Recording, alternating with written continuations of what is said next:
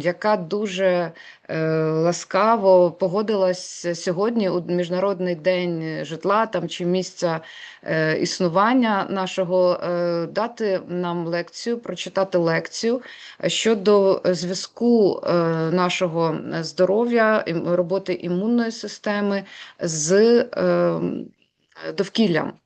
І ми раді вітати вже 120 учасників, 120 participants at the moment. І Карі Надо – це докторка медичних наук, доктор філософії. Вона очолює кафедру гігієни навколишнього середовища Гарвардської школи громадського здоров'я, практикує алергологію, лікування астми та імунологію як у дітей, так і дорослих. Авторка понад 400 наукових публікацій, значна частина яких присвячена впливу забруднення повітря, алергії та астмі. Протягом понад 30 років вона присвятила себе дослідженню того, як екологічні та епігенетичні чинники впливають на ризик розвитку порушень імунної системи. І лабораторія займається вивченням того, як навколишнє середовище впливає на організм конкретної людини, тобто експосом кожної людини вивчає, та дослідженнями, орієнтованими на практичні рішення з політичним акцентом. Професор Надо співпрацює з ВОЗ, ООН у межах кількох глобальних проєктів у сфері охорони здоров'я, здобула ступінь свій МД і PhD в Гарвардській медичній школі ще в 95-му році, захистивши дисертацію з біохімії і імунології, після чого пройшла резидентуру з педіатрії та стажування за програмою алергії, астми та імунології. Згодом вона приєдналася до факультету Стенфордського університету, де обіймала посаду професорки медицини та педіатрії імені Надісі до 2022 року. А потім повернулася до Гарварду, де нині є професоркою імені Джона Рока. І це була офіційна довідка, яку надіслали помічники професорки Надо нам, щоб ми знали, хто сьогодні наша лекторка, з ким ми сьогодні працюємо. І я від себе додам, що професорка Надо підтримує Україну, ми дуже вдячні. І фактично вдячні за першу лекцію, я думаю, в історії гарвардської професорки в нашому університеті. Dear Карі, this floor is yours now. I made the introduction, those which was provided by your assistant, so that people know better who we are speaking with today. Thank you very much once again. Thank you. It's a pleasure to be here, and I wish you all well in the Ukraine. I am so excited to be here, and thank you to Victoria for inviting me here today. I'll talk about many things, but most importantly, I want your questions, because this is a discussion and a framework by which to help the future. And I am thinking about the Ukraine almost every day and what you've been going through. And I'm very sorry for that. And I hope that things will get better there. And as we think about betterment and improving, I just want you to know how much solidarity we feel with you every day in accomplishing your wonderful programs and goals for your country and helping patients. So you're always welcome to contact me. I'll also talk about another program that my department is doing with the Ukraine in sustainable development at the very end. And Victoria has my email, so again, you're welcome to connect with me. Today, I'll share my slides, and importantly that I'll try to make sure that as we think about so many issues that are going on outside of our world that we cannot control, I'll try to frame it with solutions that we can control and things that we can do in our own lives, as well as potentially in the lives around the globe, to improve our planet and to help the Ukraine and your patients and the public's health. So today I'll mostly be talking about some of the issues that Victoria and I deal with, like asthma and allergies, but it's really looking at the whole ecosystem as to how we can improve our health and how we can improve public health. So many of you know this, and the problem also is that, of course, Ukraine is also dealing with the war and dealing with so many things at once. So talking about climate change might not be the most important factor right now on everyone's minds. But I'm hoping that in the Ukraine, you can also look at some of these other features, because the stressors of any person's life, with climate change, with wars, with stressors of losing lives, losing homes, losing areas of land. This is all important to think about as we try to take care of the planet and take care of people. So CO2 levels are increasing. They're way above pre-industrial levels, and because of that, we're warming our planet, not just due to carbon dioxide, but also due to these other gases, methane and nitrous oxide. We used to use nitrous oxide a lot in anesthesia. Now it's being used less, but it's very potent as a greenhouse gas that increases global warming. Why is this so dangerous? That's because as we think about global warming here in Boston today, for example, it's almost 23, 25 degrees centigrade. That's really hot for us in October. I'm sure it would be hot in the Ukraine as well. But we've been seeing these increases in temperatures, not just in Boston, but also in other areas. I don't know in the Ukraine or Kiev if you're seeing this, but this is the general trend around the globe, is increases in temperatures. We're trying to stay at 1.5 degrees centigrade, but unfortunately, it continues to rise. So why is this so important to us? The temperature increases I have there in a star because that affects heat stress, and we need to think about how to take care of our patients with heat-related illnesses. We have fossil fuel pollution, unfortunately. We have worsening sand and dust storms, worsening wildfires, which I'll talk about today, over flooding because of rains, and then also infectious diseases are on the rise. And all of these things take part of one particular health of a human, an individual's health, as well as the public health. So when you have all of these compounding effects, additioning effects, where we have air pollution, we have increasing allergens, we have extreme heat, drought, environmental degradation, for example, with wars in the Ukraine, wildfires and wildfire smoke, degraded living conditions and social inequities, Lyme disease and other vector-borne diseases I know are not in the Ukraine, but other vector-borne diseases are, as well as other infections in bacteria and fungi.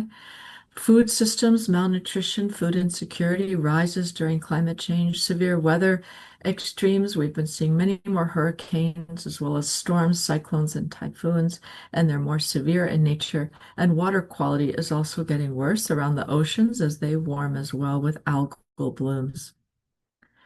So today I want to focus on the problem of climate and how it's affecting our planet, but I also want to give each of you tools to be able to help solve this together.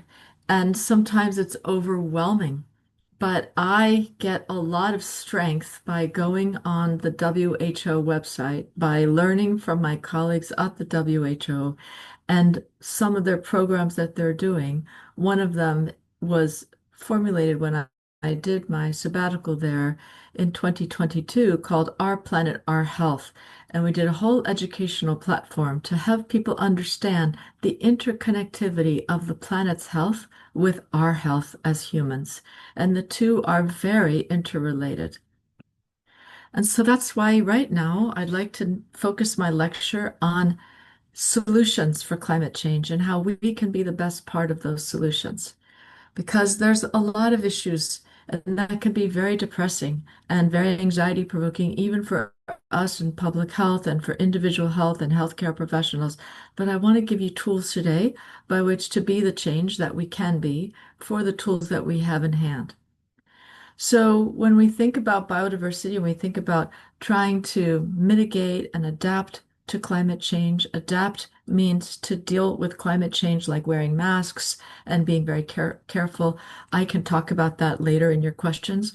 Mitigation means to go upstream and plant trees, help raise awareness around why biodiversity is so important in plants, in animals, in microbiome, because that allows us to live better on this planet. So I'd like to talk about biodiversity, and then I'll talk about the biodiversity hypothesis and how the loss increases diseases like allergy and asthma, and how we can promote health and prevention on the individual level as well as the public health level. And I'll give you some real examples that hopefully can help the Ukraine as you build back better for your amazing country. So biodiversity is defined as the sum total of all biotic variation from the level of genes to the ecosystem. All of this helps to be able to protect and to create resiliency of our planet. And it's challenging and it's complex to measure, but that doesn't mean we should back away from this field. It really means that we need to understand the complex relationships, and it can never be fully captured by a single number. We have something called the Biodiversity Index, and that's a number that we can help look at the planet, but it's not perfect yet. So I think we are very much studying biodiversity and why it's so important for our health and other animals' health and people's health and the planet's health, but we need to think about how we can exactly measure it in all of its parts. So why is it important to study nature now? Well, more than 75% of global food crops rely on pollinators. Over 50% of modern medicines are derived from natural sources, including antibiotics from fungi and painkillers from plants. Forests store 80% of the terrestrial biodiversity. Oceans also help our biodiversity. Forests also absorb approximately 2.6 billion tons of carbon dioxide annually, and that really helps mitigate climate change. And they have seen that even small forests can mitigate climate change. And so it's important as we think about the land area that forests take up, even a small forest can help climate change compared to a big one as well. Invasive species contribute to 60% of species extinction, so we really need to be careful when we plant biodiversity species and plants. We need to think about having the right plants that are native to the Ukraine, for example, not invasive species. Healthy ecosystems provide 75% of the global freshwater resources. So when we biodiversify our planet, we also improve the quality of the water and the wetlands and improve water purification. And so when we think about biodiversity, we think about species richness and a number of species in a given ecosystem. We need to think about species abundance and sizes of different species in an ecosystem. We need to think about species threat, the risk of extinction of a species or a set of species, and then species evenness, making sure that it's relatively even through a given area. And then the integrity of that system, overall health, how is it functioning? How is it resilient? How does it have negative and positive feedback loops? And with this, we can see now some examples of how biodiversification is reduced. And all of these aspects also reduce our ability to be healthy as humans. So we see land and sea use change, habitat loss, and unfortunately, so much of what we do as humans can lead to global deforestation, pollution, species overexploitation, for example, overfishing, climate change, forcing animals to shift ranges, for example, and then invasive species and diseases can affect native species. And why is this so important? When we look about planetary indices of biodiversity, we've lost about 73% of our biodiversity. So that unfortunately leads to other invasive species or leads to malnutrition or leads to food nutrition loss. For example, here where I work in California, we have a place called the Central Valley where we grow a lot of crops. And I know in the Ukraine, you have a lot of amazing crops that feed not just the Ukraine, but also other countries. And that happened before the war. And with this in mind, in California, for example, our plants are, because the earth is being reused and not replenished, because the heat in California and the pollution in California and the wildfires are getting so high, our plants now do not have the same nutrition. There is less calcium in the spinach, there's less zinc, and iron in the spinach, for example, there's less good nutrients in each plant because of this biodiversity loss and because of climate change. And so how can we look at a disease, for example, like allergies and asthma, and look at biodiversity as a way to improve a disease? So the biodiversity hypothesis states that contact with the natural environment, for example, going outdoors, eating unprocessed fruits and vegetables, exposure to green spaces, really enriches for human microbiota, promotes immune balance, and protects against chronic inflammation. And so all these things were very interesting to me as a physician. I very much love seeing patients. It's very important for me as a public health person, but also an individual health physician to stay in contact with my patients and see how they're doing. And I talk about the microbiome. I talk about planetary health and how important it is for their health, because this biodiversity of their gut, the biodiversity of their skin, as well as the biodiversity of all things in the planet affects us. I love to think about how important we are as a species that evolved with this planet. Everything is contained. When you think of the Big Bang and the hydrogen that was created, that was billions of years ago.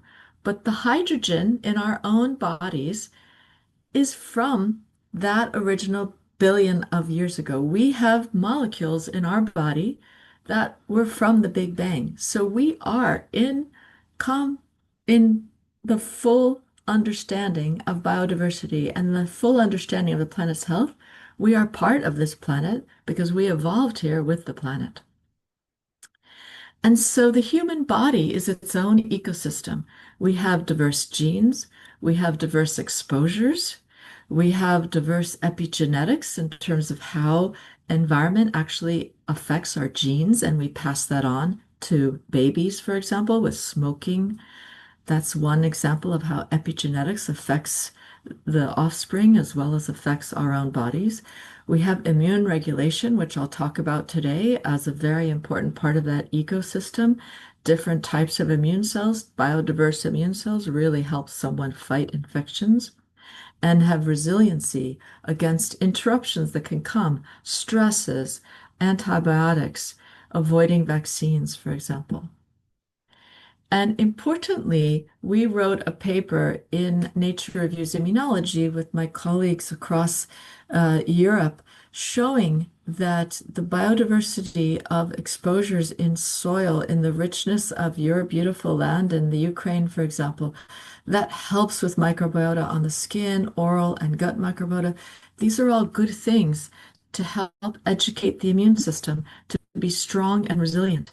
And all of these features help a baby's immune system and also help an older person's immune system as they live on this planet. So how do we promote biodiversification and how do we look at it when it comes to disease? Unfortunately, you can see the loss of biodiversity and the increase in some diseases. This is in our particular area, asthma and allergic rhinitis. Now you could say, well, how do you know one leads to the other?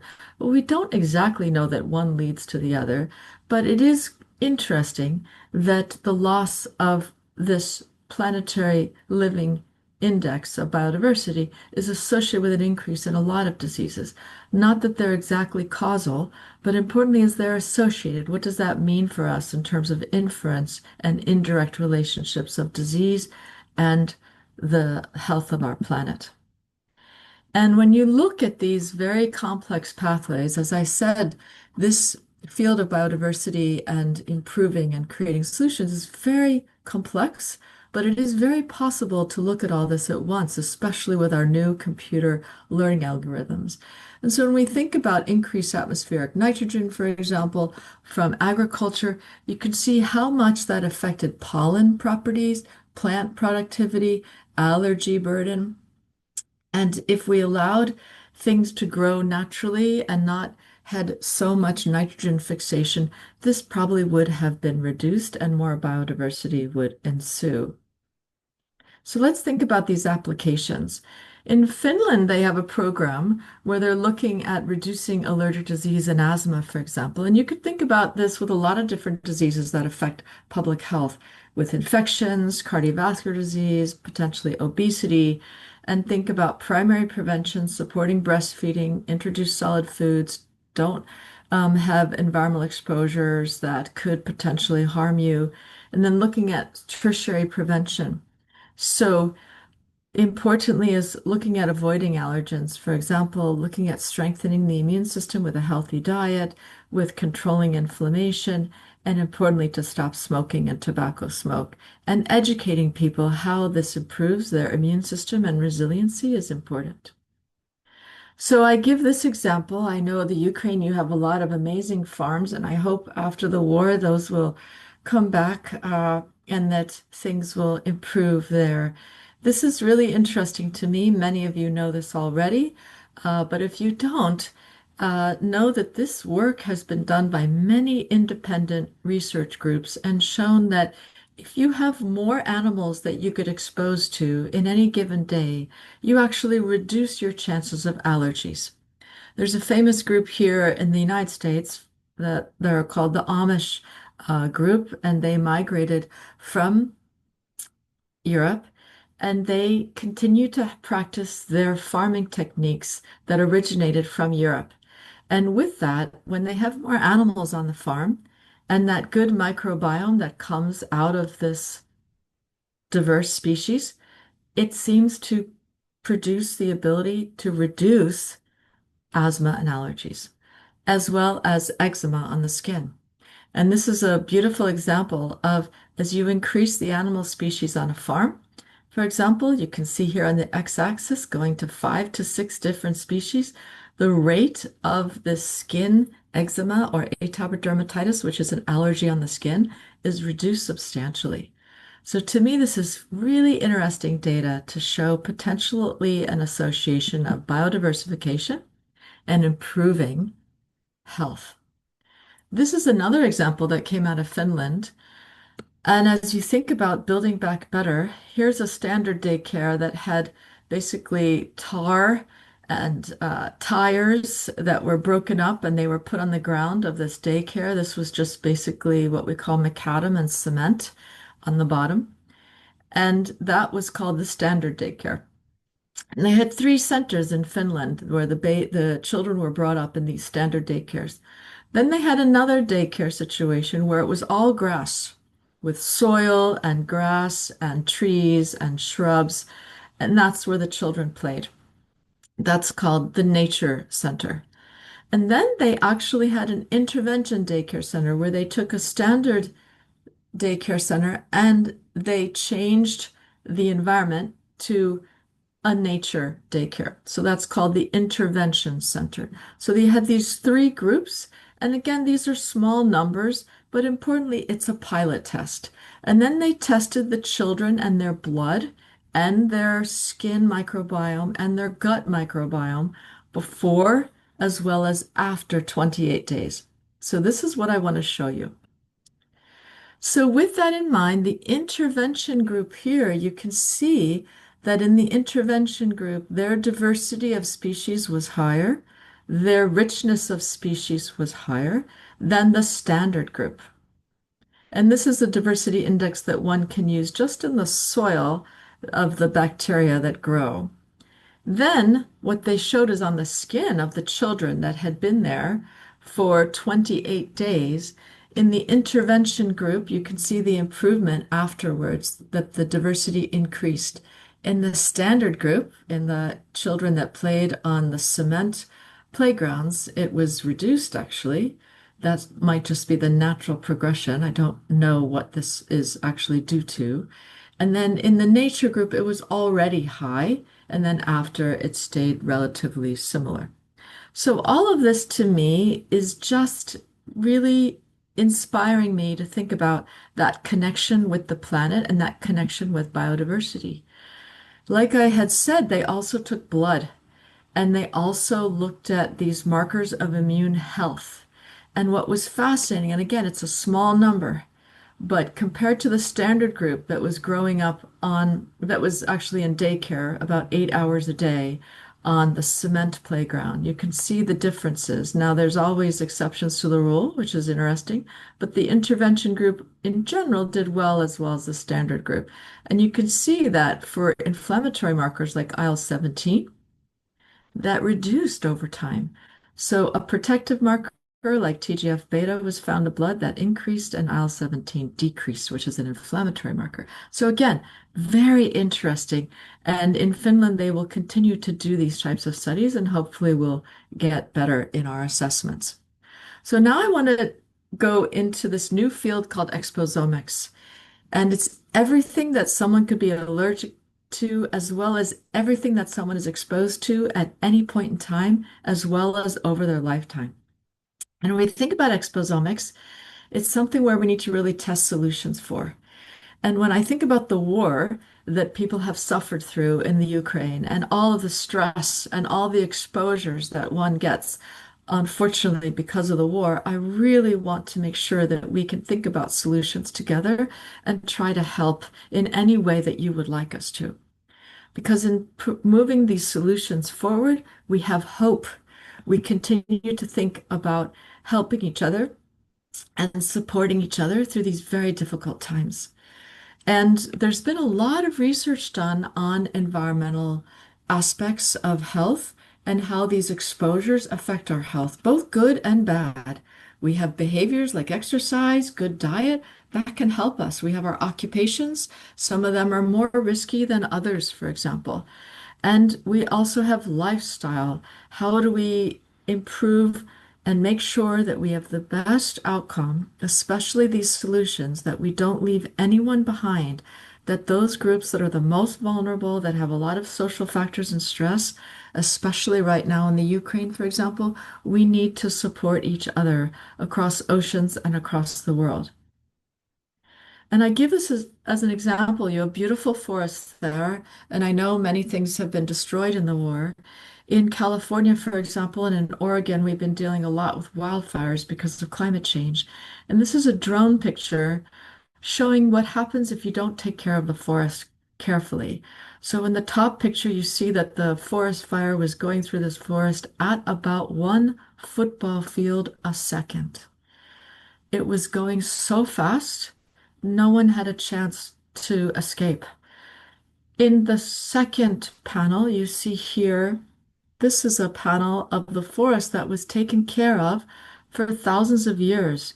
They basically took the bottom of the forest, chopped down every other tree that was dead, took care of the forest where they did something called prescribed burns, where you can actually burn the fuel on the bottom of the forest very carefully in a controlled way.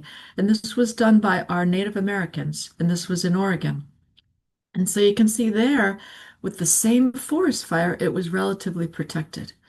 On the bottom panel, you can see that the forest fire that was going through this area, it went through the bottom area, but this is where the Forest Service had just taken one tree out at a time, but hadn't taken care of the bottom fuel sources of the forest. So they hadn't done prescribed burns routinely.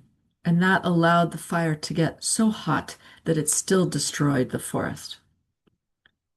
So in the United States, many of the agencies here in the government said no to prescribed burns. They thought they were dangerous for the public. But we were able to show that compared to wildfires themselves, which are so severe and so hot and so fast, that actually if you were to choose prescribed burns versus wildfire, the prescribed burn might be better. So we actually tested this. We tested people and their blood after they got exposed to a prescribed burn versus a wildfire. As you can see, prescribed burns reduced these types of toxic elements in air pollution quite dramatically. But again, this is a small study. But when we test their immune system, which I thought was really interesting, and many people probably know the Th1 cell is very important for protecting against immunity, that Th1s are very helpful for protecting against infections. So the more Th1 cells, the better for our immune systems in general. And you can see the control group that did not get exposed to a wildfire or a prescribed burn in general had improved immunity. But the prescribed burn people that were exposed to prescribed burn smoke versus wildfire smoke in general had an improved immune system compared to wildfire. So again, this is a small study, but we were able to take this to the US government and show how important it is to practice those types of ecological traditional knowledge that we learned from our Native Americans here in the States, and that we can try to help our forests better by cleaning up the ground so that it doesn't lead to severe wildfires. This is another example of biodiversification, and I love this study because it shows across Europe, and I'm sorry the Ukraine wasn't part of this study, but what this shows is that if you could increase your tree cover by 30%, you can reduce the temperatures of cities by 1.3 degrees centigrade. That's pretty substantial to reduce heat stress and reduce heat-related deaths. So by increasing tree cover, it was associated with a reduction in 1/3 of deaths. So you increase your tree cover by 1/3, you reduce your deaths by 1/3 in a given city. So as you think about the Ukraine and building back, and hopefully this war will end soon, we can think about really getting those plant species back and planted to be able to help reduce the temperature and the climate changes that will occur with heat. And as an allergist, many people say, well, if you plant more trees, isn't that a problem because it's going to create more allergies? That's actually not true. If you make sure that you have biodiversification and a mixture of tree sexes in the same city, you actually can reduce pollen counts. Because I'm not a tree expert, but from what I understand from my colleagues who are ecologists, they actually have shown that if you only plant one sex of trees in any given city, the males, for example, will keep on putting out their pollens until they find a female tree, because there's a positive feedback loop apparently with pheromones. And so I'm really interested in this because as an allergist, we constantly have to worry about trees and what pollens they create. But if you have mixtures of sexes of tree species in your city, it can actually reduce allergies. And so to conclude, biodiversity loss is happening. It's driven by urbanization, pollution, climate change, wars. It has direct and indirect effect on allergic diseases as well as many other diseases. Reduced exposure to diverse natural environments and microbes leads to immune dysregulation, while environmental changes increase allergen exposure. Protecting and restoring biodiversity is not only vital for ecosystems, but it's also very important for preventing the rising burden of allergic diseases and other diseases. So I want to thank you all, and I wanted to leave plenty of time for your questions. And before we go into the questions, I wanted to let you all know that my colleague, Jack Spengler, who's a professor in my department, has created a whole new course with your colleagues in the Ukraine that work in your ministries as well as work in, potentially some of you know about this already, in public health, where we're trying to help engage people across the Ukraine in reshaping post-war reconstruction. And so this is the link to the course. It's free. Everyone is invited. We hope that this will be helpful to you. We always want your feedback as well as bi-directional discussions to help with whatever you think we could best help you in helping the Ukraine and your people. So I'll stop there, and I look forward to your questions. Thank you. Thank you for very much for this wonderful presentation. I know that people have some questions, but just a small announcement about the lecture, because probably we will do this subtitles and then place this lecture on some YouTube channel. And also I will provide them with your link, which you just mentioned, because we have like we producing like news events, what happening at the university, and people join it here today while having these channels. So we will spread all the information for these people. Now I will make a short notice, and then I know that there are questions. Ця лекція буде записана, ми її поставимо на YouTube канал університету, зальємо, і в звіті щодо цієї лекції, який тими самими каналами буде розповсюджений, що і оголошення про лекцію, я також надам лінк на курс з громадського здоров'я, який був розроблений професоркою Надо разом з іншими українськими вченими, і вона просить нас залучатися до цього курсу. Отже, якщо є питання, будь ласка, я знаю, що є у пацієнтів питання, і, можливо, ще піднімайте ваші руки, і будемо, якщо англійською, зразу задавайте, вставте питання, якщо українською, я буду їх перекладати. Будь ласка. I know that there were some questions from patients, but probably they're still not, I don't know. Отже, чи є питання? Окей. If there is no questions from audience, probably they're just, I don't know, trying to figure them out. Yeah. So you said that the people should, children should contact with animals, and the more animals, or like 4 or 5 animals in the farm, already increase the biodiversity, microbiome. And next slide was devoted to children of 4 or 5 years old, which were included into the Finnish studies.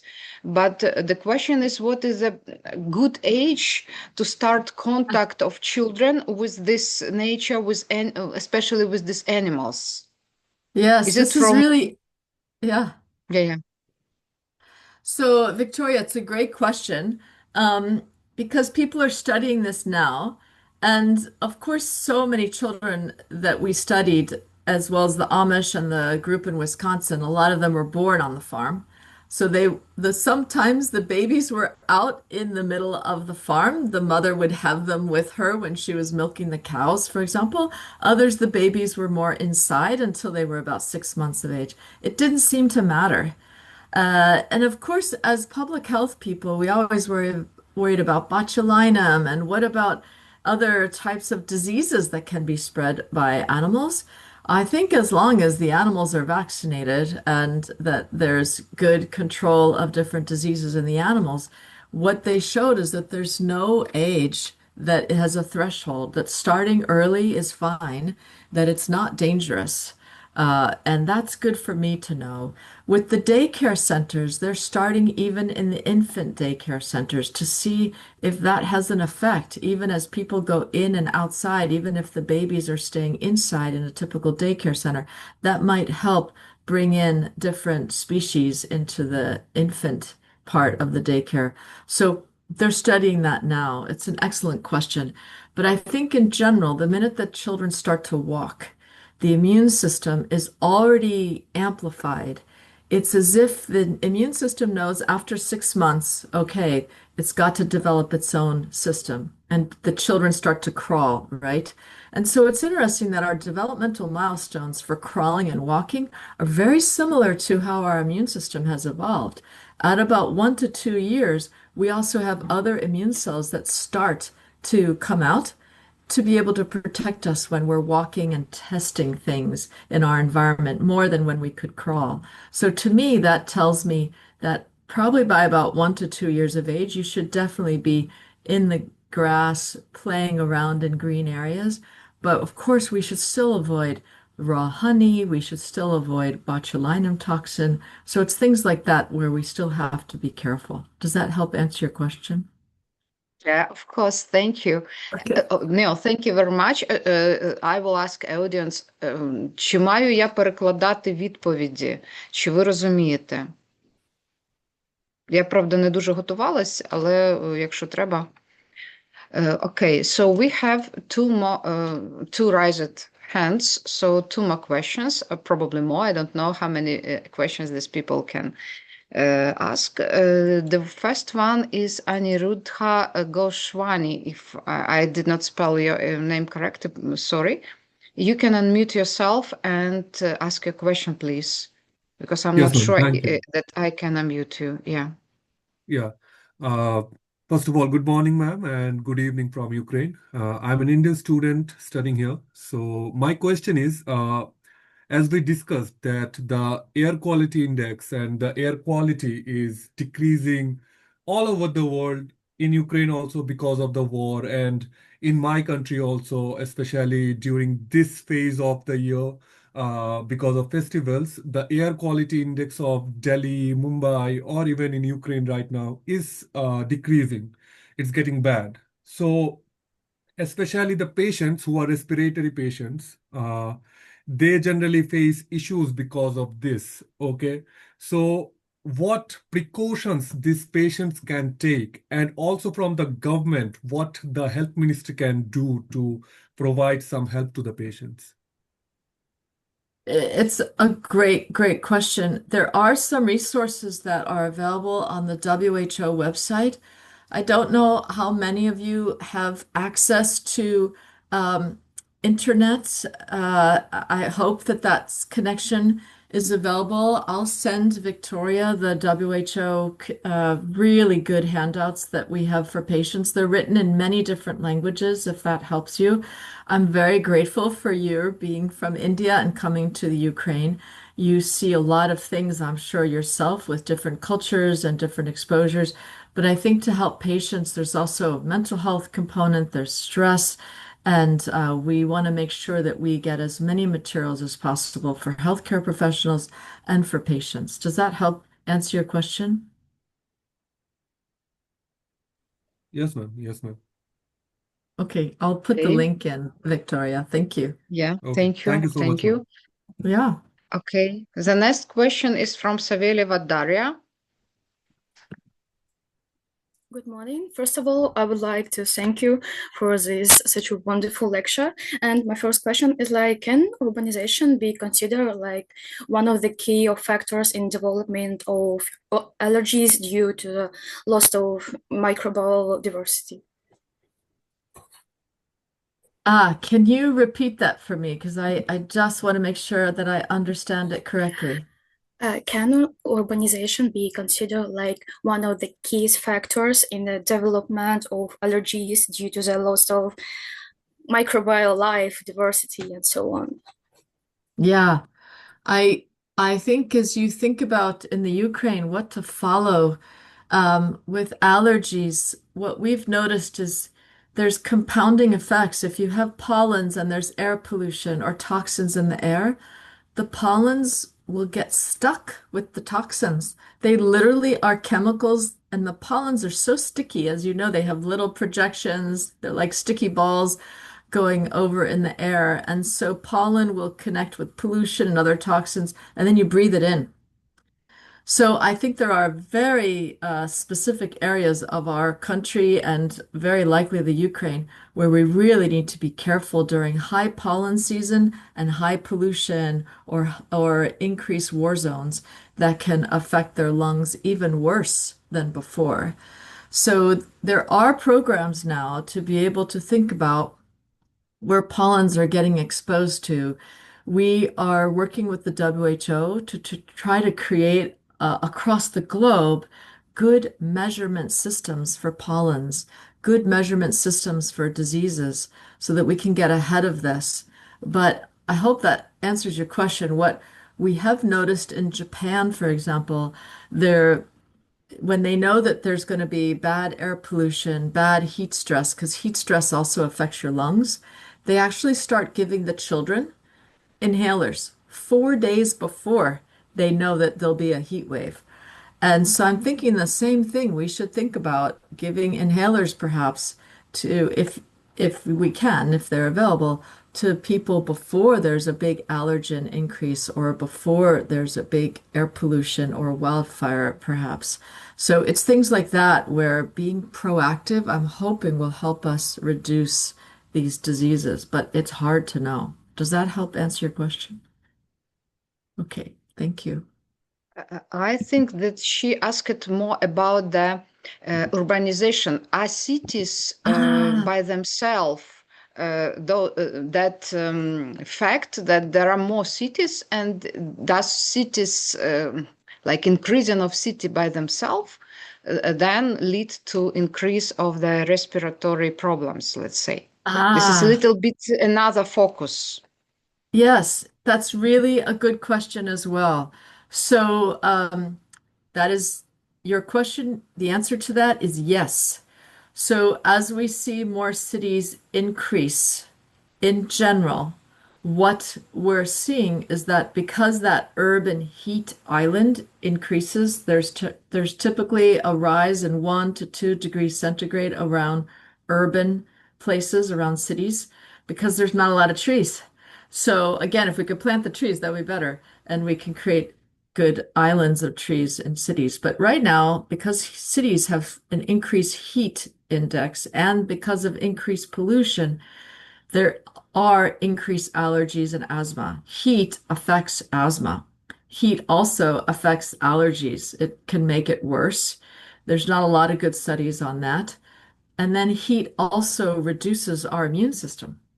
So heat stress can increase inflammation. They have shown that in a lot of animal species, unfortunately.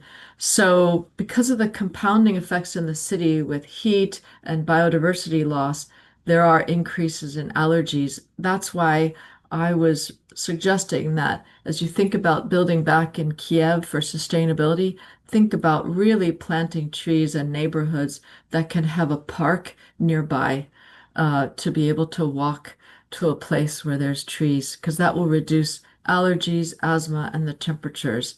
And the urban environment is also so polluted, the trees can help filter that. Does that answer the question better? Yeah, I think so. We have one more question in the chat. And пишіть, будь ласка, якщо ви не можете англійською поставити питання, пишіть їх, будь ласка, в чат. The question is, you see Andrei Huley, are there any international web resources to check the air quality? Yes, great question. So there are, and I'm going to share them in the chat. So I just shared the WHO handouts. You can get fact sheets from the WHO. Now they're in English, but I hope that they can be translated. There are also, there's a satellite called Copernicus in Europe, and they are tracing a lot of the carbon dioxide. And I'll send you all the links right now. And then there's also another place where you can go. It's called En-ROADS. That's also a website where you can do solutions-based assessments. If you can reduce air pollution, how much that will improve climate change. So there's things that you can play with to see how solutions modify climate change. But importantly, absolutely, there's handouts on air pollution. And there's another one that Al Gore, who used to be our vice president, he also made a nice website, and I'll share that with you in the links here in the chat. Okay. Thank you. Okay, thank you. And I just need to note that this was a question from the patient. This was the patient's question, and probably if you now, Daria, likes to ask a question again, so just tell us where are you from, who you represent today. You mean me? Yeah. I'm just a student from our university, from ВНМУ. Yep. Yeah. Okay. I would great. like to ask a second question. Maybe is there any example of countries or regions where the restaurant of nature environment has led to education in allergies among the population? And if you know, could you tell us more about this? Yeah, great question. Finland is probably on the top list. In Finland, because they're biodiversifying and they're really trying to get out ahead of reducing allergies and asthma, they have done a lot with understanding to what degree allergies are associated with pollution and other problems. In Munich, Germany, there's another colleague of mine. Her name is Claudia Tradel-Hoffman. She's also doing work directly with patients to help them understand their allergies and reducing climate change. She's doing a lot of work with the German government and the Ministry of Health. I can link you up with some of these two people. But a lot of patients are very, very motivated because allergies are increasing. My patients also, they hate to be in wildfires. They hate air pollution because it makes their asthma and their allergies much worse. So, but how can you change if you live in an area where wildfires are part of the scenery, unfortunately, and we can't move sometimes. So we must be able to provide tools by which you can help as much as possible. So, for example, for my patients, I tell them all to wear an N95 mask when allergies are bad and when there's air pollution, for example, because that reduces aeroallergens from getting into the airways. The N95 mask is pretty good that way. Okay, thank you. Thank you. Are there any other questions? Чи є ще запитання? I'm not seeing the raised hands.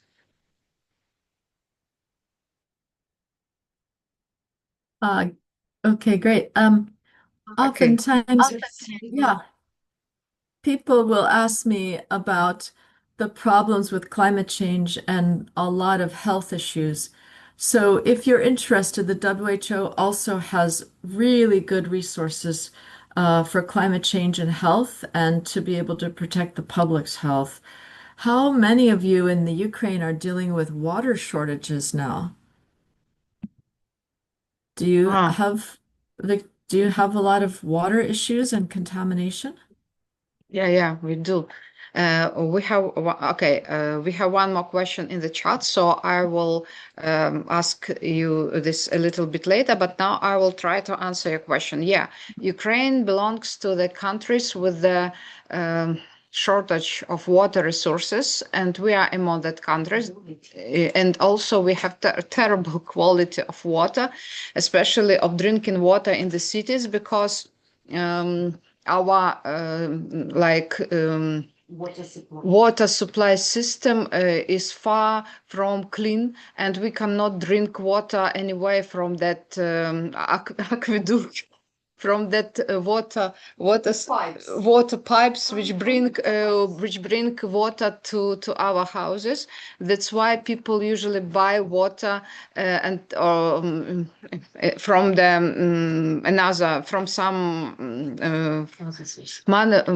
manufacturers, dealers who provide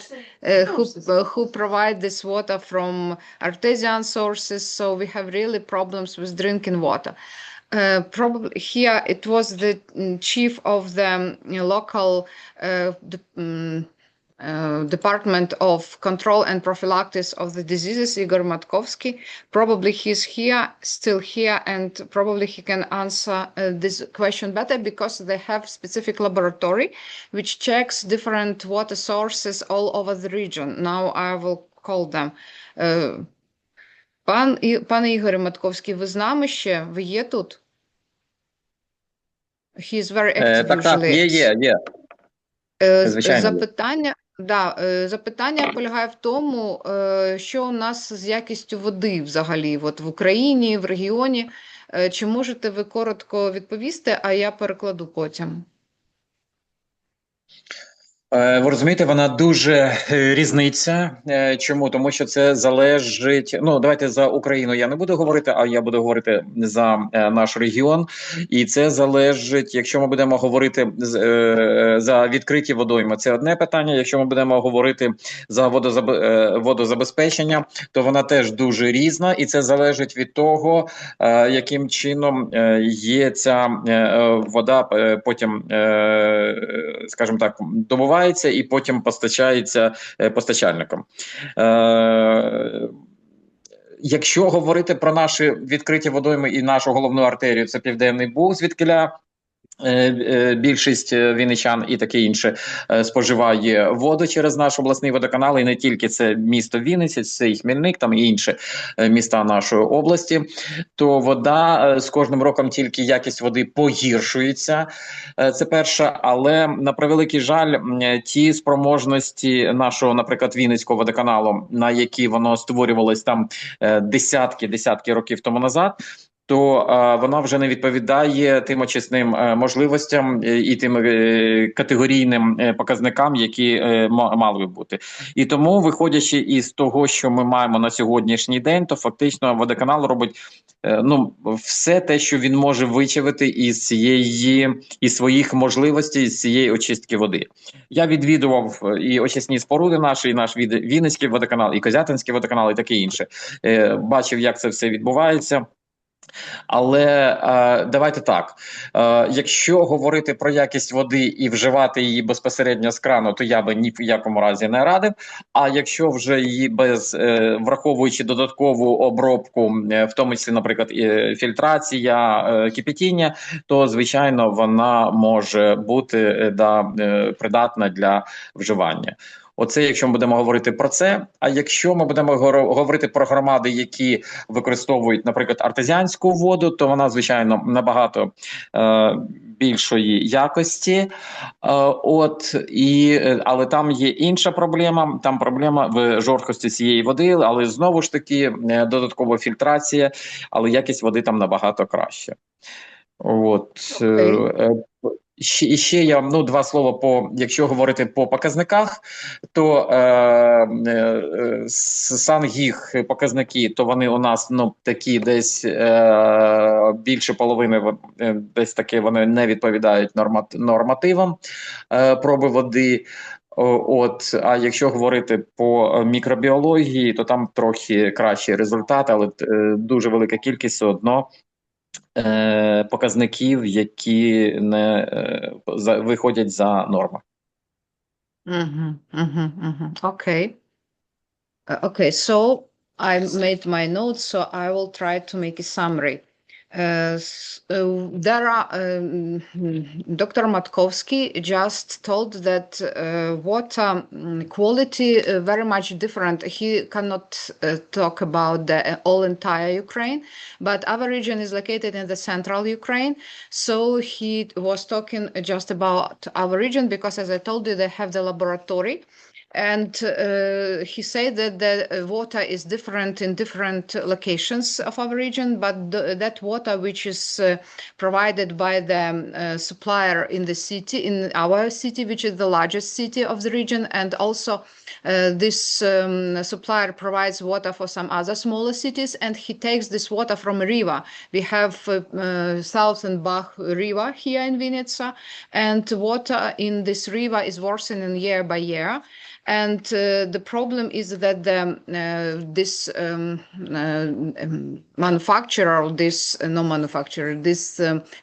enterprise, which is responsible for taking water from the river and cleaning it, was built probably 30 or 40 years ago, and we do not have a renovation of this enterprise, and that's why they do their best to clean water as they only can, as it only possible by their capacities, but it is still not as good. This water, I mean, it's not as good as it should be, and we can drink it only after additional filtering and boiling. This is water which comes to us by pipes at homes. The second, a little bit better situation in the small villages or small cities which take water from artesian water, but another dwells from the deep wells, and the problem there is that this water is very hard, and only again filtering which can remove this hardness only can help to clean this water, and this will be better. However, also here we have some normatives which a little bit strict, but this water after filtering, after boiling, can follow these normatives more or less. But also another point is microbiological contamination, and Dr. Matkowski says that this is mostly normal, but sometimes it can be out of the requirements, but still usually it is within the norm. That's really helpful to know. I wanted to understand that because We in the States, with contamination, what we've heard is that you could have overgrowth of mold, and that's also a problem. So we're very grateful that you're taking so many precautions. Water is in such short supply. I just learned that in in areas of Afghanistan, for example, in Kabul, they have no water anymore. They have no fresh water. It's been so difficult, and water is so critical to life. And how they get this water at all? Yeah, they have to import it. They import in plastic bottles. And plastics are a big problem too. I see, yeah. And I see there were some questions in the chat, but you answered. I will check if they all are answered. I'm trying to open now, click all the links to just don't lose them. Yeah. So I will gather all the Sure. links you provided, and when I will do report about this lecture, all of these links will be placed in this report. So people will have the access to them. Okay, Thank you, so I see Victoria. you answered these questions, but probably we will do like short overview of these questions and the answers. Is it possible? Yeah. Can So I think, yeah, go ahead. You go first, Victoria. Can a person's condition worsen if they have a chronic allergy and work in the same building as a swimming pool? Can the evaporation of disinfectants significantly contribute to the deterioration of their condition? Питання було про те, що якщо людина працює в тому самому будинку, де є басейн, чи це погіршить її стан? Okay, please. Yes, sure. So I deal a lot with this because when we think about disinfectants, and not just from a chlorinated pool, right? It's from a lot of disinfectants that we use in the household. So many of them, what we know they are, and if, as you remember, volatile organic compounds, they have a lot of what we call six-membered rings. They're disinfectant, they can have alcohol, they can also have isopropyl alcohol, what we call rubbing alcohol. They also have chlorine and bleach, hypochloric acid. And it smells, and with high amounts or many days of exposure, it's not healthy. It's not good for our lungs. It can deteriorate and kill our cells. It can also affect our brain. It goes right into the bloodstream because they're such small molecules. You can smell them. They're gases. They go right up. Sometimes my patients, if they have to clean a pool or if they're near a pool or working with disinfectants, they wear an N95 mask.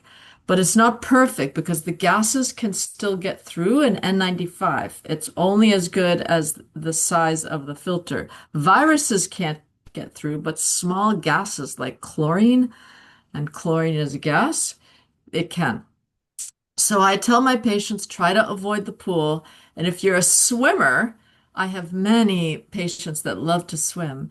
The first 3 inches on the top of the water is where the chlorine gas likes to stay. So you have to be really careful. When you get out of the water, take a fresh water shower, try to minimize your exposure if you can. But chlorine and disinfectants have been shown to increase asthma, increase lung issues. There are many amazing athletes who swim. Of course, some of them go to the Olympics, but in general, the chlorine in the pool is not ideal. Neither are disinfectants. So I gave some examples in my answers to try to help you, but in general, it's difficult to avoid. Those gases come off the pool pretty easily, and disinfectants also. So try to minimize exposures if you can. Okay, and probably you answered the second question. It's not possible to avoid exposure. Is there any way? So we answered both of them. There Yeah, was exactly. this. Yeah. And what else? If you do want to protect yourself, because we can't avoid all the exposures that we get exposed to every day, pollution, other things. What we do know is if you eat a healthy diet, if you get sleep, if you drink lots of clean water, that can balance our system so that it can distribute and compensate for a bad exposure, for example. It's not perfect, but at least it helps sometimes with multivitamins and other agents like a good diet that can help reduce the risks of exposures. Does that help? Yeah. Yeah. And I was my question probably here was that also ozone is used as a agent to clean the water. Not probably, I don't know if it is used for swimming pools, but it is probably used also for cleaning the drinking water. Is it good? Yeah, ozone is so interesting because it's O3, right? It's highly oxidized, even if it's oxygen. And ozone itself is dangerous for our lungs. We know that it induces asthma. So I would be very careful. Now, ozone in the upper atmosphere of the Earth is very important because it protects us from UV light, but that's a different ozone. So I would be careful of the ozone that's percolated through the gas in water and everything. We have filters in the States that were ozone filters that were making ozone to clean the air of people in their houses, and those have now been taken off the market that I know of. Oh, thank you. That's probably great. So are there any, there is another question in Ukrainian. Okay, Nastya Garkusha just write, who are you? Where are you from? Are you students or you're a teacher or the patient? The question is if there are home plants which you put on your windowsill, improve your microbiome in your habitat, in your home. Yes. If I can, and luckily on the balcony, not only a windowsill, but sorry, but on the balcony. Yes.